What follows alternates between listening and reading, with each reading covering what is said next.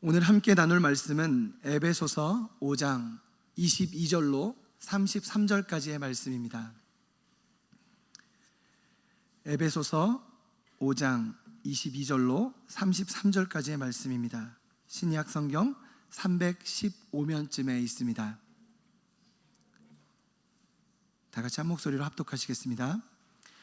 아내들이여 자기 남편에게 복종하기를 주께 하듯 하라. 이는 남편이 아내의 머리됨이 그리스도께서 교회의 머리됨과 같음이니 그가 바로 몸의 구주시니라. 그러므로 교회가 그리스도의 하긋 아내들도 범사에 자기 남편에게 복종할지니라. 남편들아 아내 사랑하기를 그리스도께서 교회를 사랑하시고 그 교회를 위하여 자신을 주심같이 하라. 이는 곧 물로 씻어 말씀으로 깨끗하게 하사 거룩하게 하시고 자기 앞에 영광스러운 교회로 세우사 티나 주름 잡힌 것이나 이런 것들이 없이 거룩하고 흠이 없게 하려 하심이라. 이와 같이 남편들도 자기 아내 사랑하기를 자기 자신과 같이 할지니 자기 아내를 사랑하는 자는 자기를 사랑하는 것이라. 누구든지 언제나 자기 육체를 미워하지 않고 오직 양육하여 보호하기를 그리스도께서 교회에게 함과 같이 하나니 우리는 그 몸의 지체임이라. 그러므로 사람이 부모를 떠나 그의 아내와 합하여 그 둘이 한 육체가 될지니 이 비밀이 크도다. 나는 그리스도와 교회에 대하여 말하노라. 그러나 너희도 각각 자기 아내 사랑하기를 자신같이 하고 아내도 자기 남편을 존경하라. 아멘. 오늘은 주께 하듯 하라 라는 제목을 가지고 함께 은혜를 나누고자 합니다. 오늘 말씀은 남편과 아내의 관계가 얼마나 특별하고 중요한 관계인지를 말씀해 주고 있습니다. 태초에 하나님이 이 세상을 지으시고 아담과 하와를 지으시며 그들을 부부로 짝지어 주시면서 그들이 한 몸임을 분명히 말씀해 주셨습니다. 창세기 2장 24절에 이러므로 남자가 부모를 떠나 그의 아내와 합하여 둘이 한 몸을 이룰지로다 했습니다. 남편과 아내의 관계는 사람이 인위적으로 나눌 수 없는 특별하고 중요한 관계라는 것을 말씀하고 있습니다. 그러나 안타깝게도 오늘날 이들의 관계는 가장 허약한 관계가 되어가고 있습니다. 전 세계적으로 우리나라의 이혼율은 최상위권에 속합니다. OECD 회원국 가운데 9위를 차지하고 있고 아시아에서는 1위를 차지하고 있습니다. 특히 인구수를 고려했을 때 우리나라의 이혼율은 심각한 상황입니다. 그 이유 가운데 하나는 바로 가치관의 변화 때문입니다. 오늘날의 시대적인 흐름이 사람들의 인식이 완전히 달라진 것입니다. 오늘날 사람들의 사고방식은 개인의 의사를 존중해 주어야 하는 시대이고 개인의 행복을 가장 중요하게 생각하는 시대이기 때문에 그것이 침해된다고 여기면 참지 못하는 것입니다. 과거의 전통적인 사고방식 속에서는 가정을 지키기 위해서 힘들어도 아무리 괴로워도 참고 지내는 경우가 많았는데 자녀들을 생각해서라도 심사숙고하면서 견디는 경우가 많았는데 지금은 그렇지 않은 시대가 되었다는 것입니다. 결혼하여서 가정을 이루고 살면 많은 갈등이 있습니다. 부부 사이에 둘 사이에 일어나는 문제도 있지만 그 외적인 문제들도 무시할 수 없습니다. 그 이유 가운데 하나는 방금 읽은 말씀에서도 생각해 볼 수 있습니다. 하나님은 남자와 여자를 지으시고 그들을 부부로 맺어주시면서 분명히 말씀하셨습니다. 남자가 부모를 떠나 그 아내와 합하라고 하셨습니다. 그런데 남자가 부모를 떠나지 않는 것입니다.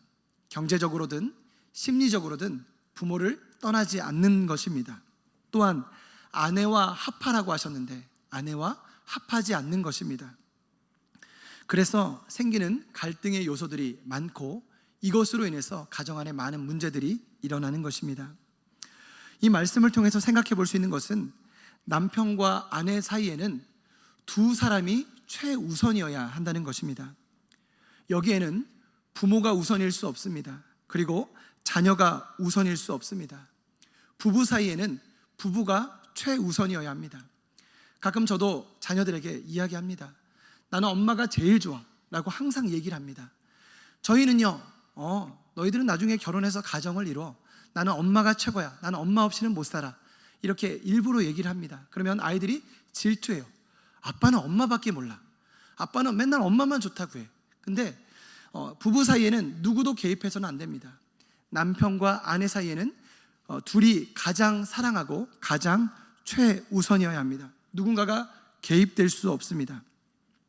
혹시 어떤 문제를 가지고 고민하고 있다면 다른 사람에게 지혜를 구하는 것이 아니라 아내에게, 남편에게 지혜를 구해야 합니다. 충분히 대화를 나누면서 서로 간의 의견을 조율해야 됩니다.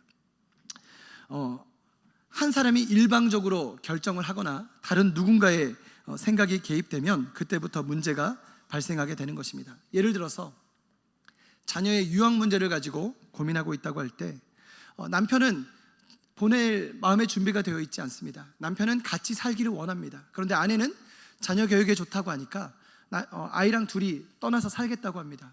그러면 어떻게 해야 됩니까? 충분히 기다려주면서 대화를 해야 되는 것입니다. 한쪽은 안 된다고 하는데 일방적으로 떠나버리면 그 가정은 깨어질 수밖에 없고 문제가 발생할 수밖에 없다는 것입니다. 남편이 원하지 않으면 그 마음이 움직일 때까지 기다려 주어야 하고, 아내가 원하지 않으면 그 마음이 열릴 때까지 충분히 기도하면서 기다려 주어야 하는 것입니다. 그렇지 않으면 틈이 생기고 그 벌어진 틈을 통해서 사단이 역사하게 되는 것입니다. 남편과 아내의 생각이 가장 중요합니다. 이를 모르기 때문에 많은 가정이 깨어지는 모습을 보았습니다. 이미 아픔을 경험하신 분들은 어쩔 수 없지만 지금이라도 분명히 알아야 합니다. 결혼은 한 남자와 한 여자의 결합입니다. 그리고 반드시 부모를 떠나야 합니다. 그리고 두 사람이 연합해야 됩니다. 누구도 개입될 수 없고 하나님은 남편과 아내가 서로 연합하여서 하나 되길 원하십니다. 전혀 다른 두 사람이, 전혀 다른 환경에서 자란 두 사람이 하나가 되는 것, 이것이 바로 결혼의 신비입니다. 미스테리입니다. 이것은 평생토록 이뤄가야 될 숙제이기도 합니다. 세상이 뭐라고 말하든지 간에, 세상 사람들이 뭐라고 주장하든지 간에 상관없이 우리는 하나님의 말씀에 최고의 가치를 두고 그 말씀을 따라 순종해야 됩니다. 결혼을 소중하게 여겨야 합니다. 부부간의 정절을 지켜야 합니다. 피차 복종하고 사랑해야 합니다. 오늘 22절 말씀에 아내들이여 자기 남편에게 복종하기를 죽게 하듯 하라 했습니다. 24절에도 그러므로 교회가 그리스도에 하게 하듯 아내들도 범사에 자기 남편에게 복종할지니라 했습니다. 33절의 끝에도 아내도 자기 남편을 존경하라 했습니다. 바울은 남편에 대한 아내의 복종을 권면하고 있습니다. 아내는 남편을 존경해야 한다라고 말하고 있습니다.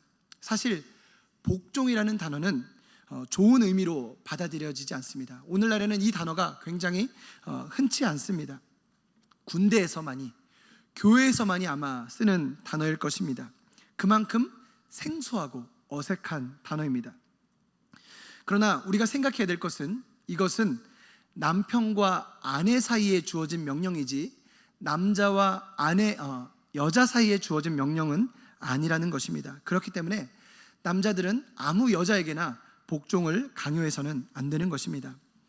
아내들이 남편에게 복종해야 되는 이유가 무엇입니까? 23절에 나와 있습니다. 이는 남편의 머리됨이 그리스도께서 교회의 머리됨과 같으니 그가 바로 몸의 구주시니라 했습니다. 남편은 아내의 머리이기 때문입니다. 인정하건 인정하지 않건 간에 한 여자가 한 남자를 남편으로 맞이한다는 것은 그를 머리로, 지도자로 맞이한다는 것입니다. 이것이 성경의 가르침이고 하나님의 뜻입니다. 부부가 된다는 것은 한 몸이 되는 것이고 이때 남편이 머리 역할을 맡게 되는 것입니다. 그가 바로 몸의 구주시니라라는 표현은 몸이 머리의 명령에 복종하듯이, 교회가 그리스도의 명령에 복종하듯이 남편은 아내의 머리이기에 그에게 복종해야 한다는 것입니다. 이것은 하나님이 정하신 질서입니다. 그래서 아내는 범사에, 모든 일에 남편에게 복종해야 됩니다. 사실 이것은 쉽지 않은 말씀입니다. 순종하기가 어렵습니다. 목사님이 몰라서 그렇지 우리 남편과 한번 살아보세요, 그럴 수 있겠습니까? 라고 말씀하시면 할 말이 없습니다. 또 남편이 바른 길로 가지 않는다면 어떻게 되겠습니까? 아내와 자녀들이 고생하지 않겠습니까? 옛말에 머리가 나쁘면 손발이 고생한다라는 말이 있습니다. 남편의 잘못된 결정으로 인해서 아내와 자식들이 고생하게 된다라는 뜻으로도 해석할 수 있을 것입니다. 그래서 아내들은 기도해야 됩니다. 남편이 하나님을 경외하면서 그 명령에 순종할 수 있도록, 남편이 가정의 제사장이 되어서 하나님을 바르게 예배하며 하나님의 뜻 가운데 가정을 평안함으로 이끌어갈 수 있도록 기도해야 됩니다. 남편이 결정하면 언제든지 기쁜 마음으로 순종할 수 있도록 기도해야 하는 것입니다. 말씀을 준비하면서 저도 부끄러웠습니다. 생각해 보니까 저도 지난날 잘못된 결정으로 인해서, 그것이 하나님의 뜻이라고 생각했지만 저의 개인적인 생각, 저의 감정이 앞서서 그런 결정으로 인해서 아내와 자녀들을 고생시킨 적이 많이 있었습니다. 사역을 잘 감당하고 있었는데 선교사님께 콜링을 받게 되었습니다. 1년도 아니고 2년도 아니고 3년 동안 계속해서 말씀하시는 거예요. 선교팀을 데리고 갔는데 너무 좋다, 다음에는 임 목사가 왔으면 좋겠어. 다음에 또 갔는데 선교팀 데리고 인사를 갔는데 다음에는 선교팀 데리고 오지 마, 혼자 와, 가족들이랑 같이 와. 3번째 말씀을 하시는 거예요. 그러면서 그때는 아예 저희 집에 오셔가지고 하루 주무시면서 아내와 저를 불러다가 임 목사님이 꼭 와서 우리 선교지에 왔으면 좋겠어 라고 말씀하시는 거예요. 3년이나 말씀을 하시니까 너무 부담이 되고 마음이 괴로웠습니다. 그래서 아내에게 이야기했습니다. 아무래도 가야 될 것 같아, 마음에 부담이 생겨, 순종하지 않으면 안 될 것 같아. 우리 아내는 굉장히 이성적인 사람입니다. 정에 이끌리지 않습니다. 아니야, 기도해봐, 조금 더 기도해봐, 둘이 같이 사인이 맞아야지, 당신에게만 왔으면 아니야 라고 얘기했는데 제가 굳이 의겨서 가게 됐습니다. 목사님께서 절대로 가지 말라고, 갈 거면 연을 끊고 가라고 하실 정도로 그렇게 사랑해 주시고 가면 뻔히 고생할 게 보여서 가지 말라고 하셨는데 그 명령을 어기고 갔습니다. 결국 엄청 고생했습니다. 저도 고생하고 아이들도 고생하고 적응하느라 고생하고 경제적으로도 심리적으로도 많이 힘들었습니다. 결국 코로나가 터지면서 비자 문제와 또 아버지께서 간암으로 시한부 판정을 받게 되시면서 3년 만에 사역지에서 급히 철수하게 되었습니다. 부끄럽지만 왜 이런 이야기를 하는 것입니까? 머리인 남편이 잘못된 결정을 하면, 머리가 나쁘면 손발이 고생하게 된다는 것입니다.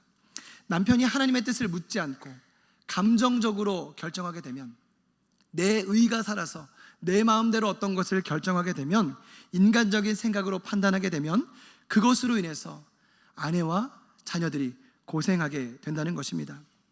여러분, 이게 다 누구의 잘못입니까? 누구의 잘못이죠? 네, 아내의 잘못이죠. 저희 집사람의 잘못입니다. 그죠? 아니, 농담입니다. 네, 제 잘못입니다. 제가 바른 결정을 하지 못했기 때문입니다. 일반적으로 꼭 그렇지만은 않지만 아내들이 좀 더 지혜로운 것 같습니다. 그래서 아내의 말을 따르면 후회할 일이 없다라는 이야기들을 하잖아요.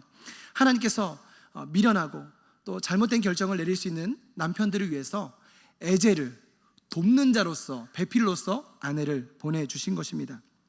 아내들은 남편들이 바른 결정을 할 수 있도록 하나님의 뜻을 따르며 가정을 평안하게 이끌어갈 수 있도록 기도해야 될 책임이 있습니다.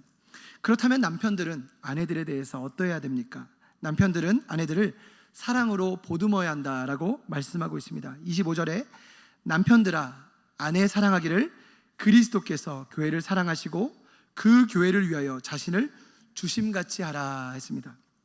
여기서 주다라고 번역된 단어는 파라디도미라는 헬라어 단어인데 넘겨주다, 양도하다라는 뜻을 가지고 있습니다. 그래서 다른 사람을 위해서, 그의 유익을 위해서 자신을 온전히 내어주고 포기한다라는 뜻을 가지고 있습니다.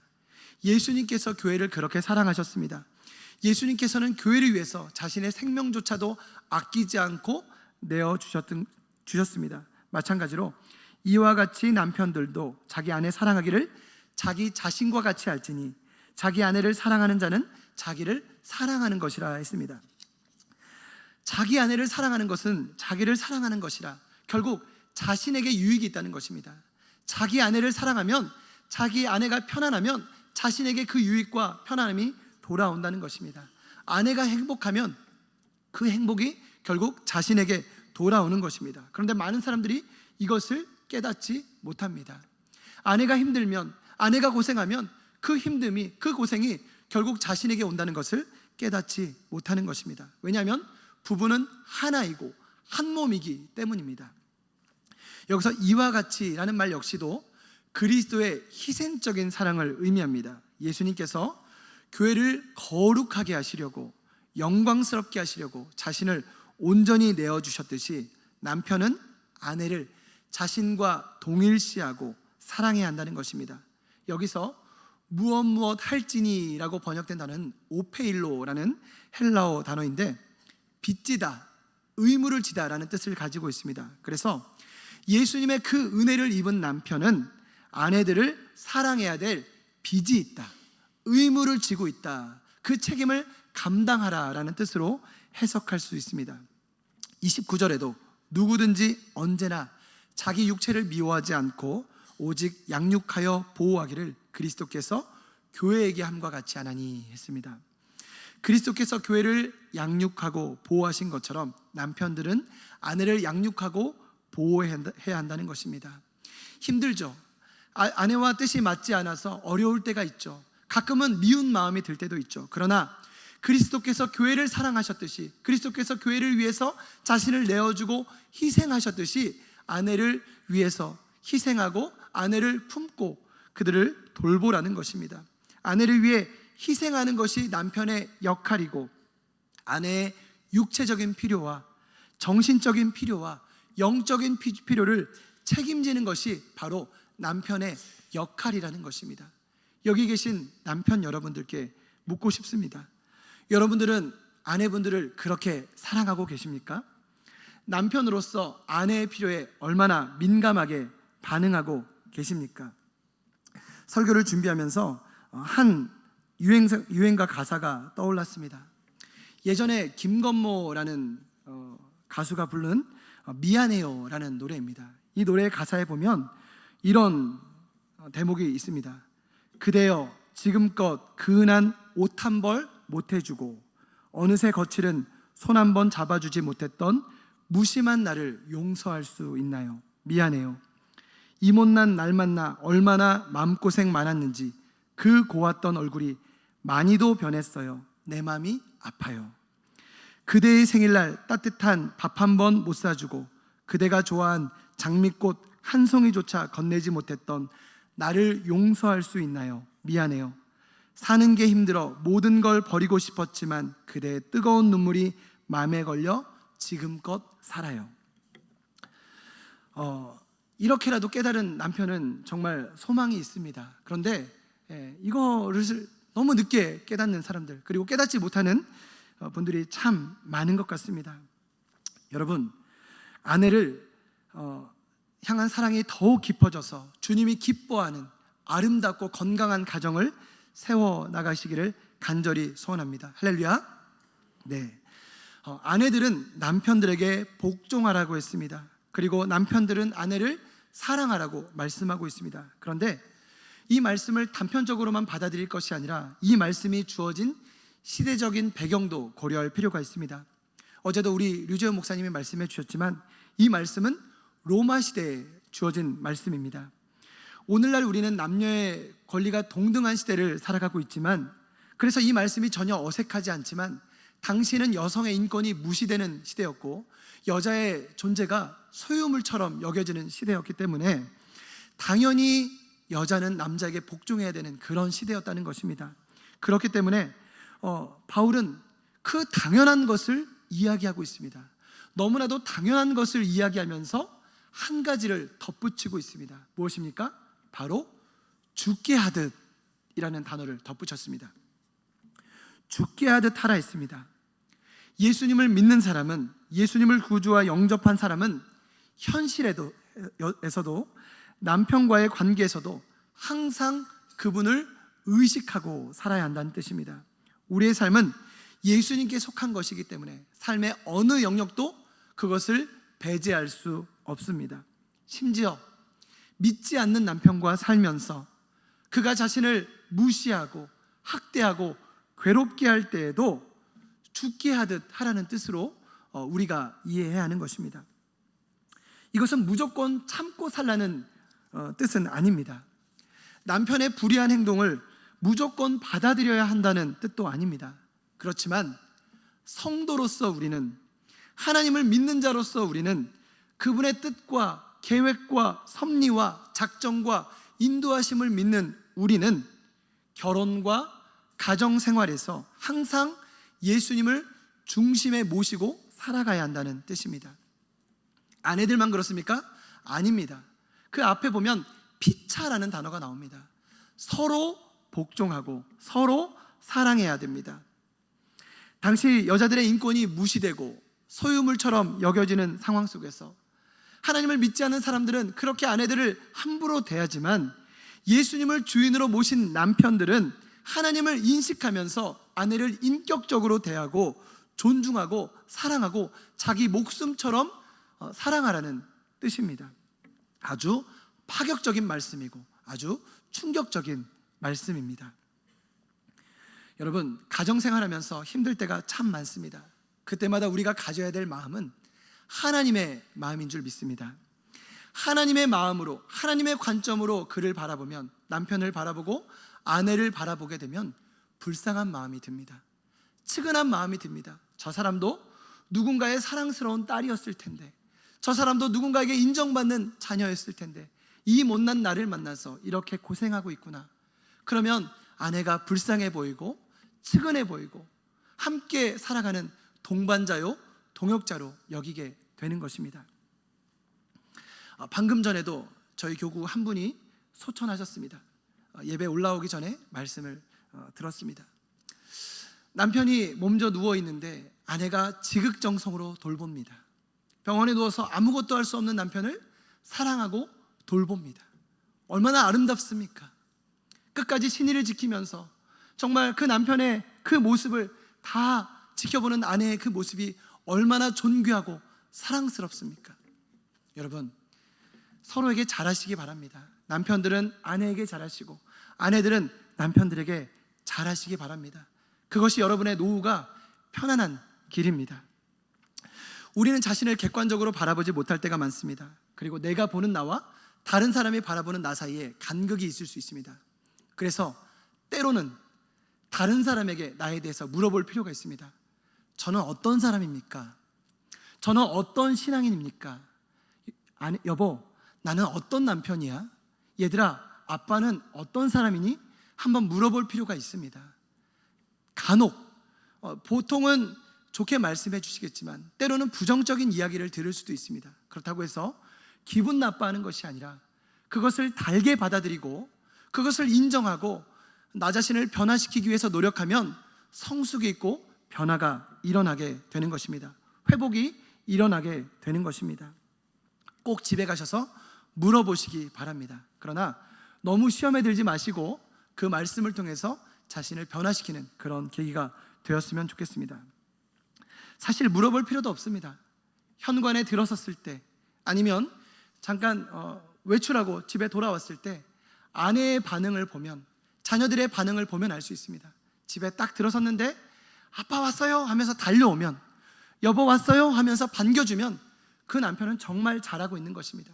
그런데 그렇지 않다면 자신을 돌아보고 아내에게 기쁨을 주시는 남편으로, 자녀들에게 인정받는 남편으로 거듭나기 위해서 부단히 노력해야 하는 것입니다.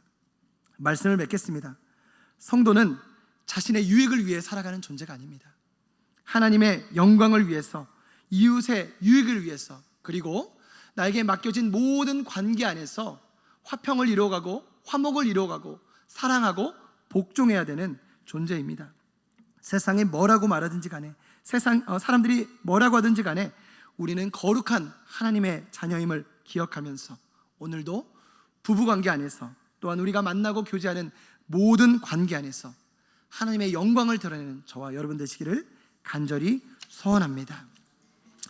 우리 함께 받은 말씀을 가지고 기도하겠습니다. 하나님, 죽게 하듯이 서로 복종하는 우리 모두가 되게 하여 주옵소서. 서로 사랑하는 우리 모두가 되게 하여 주옵소서. 그리하여 하나님이 기뻐하시는 가정을 이뤄가게 하시고, 지금의 남편과 아내가 하나님이 주신 가장 완벽한 짝임을, 배필임을 기억하며 최선을 다해서 섬기는 우리 모두가 되게 해달라고 주여 한번 외치고 기도하겠습니다.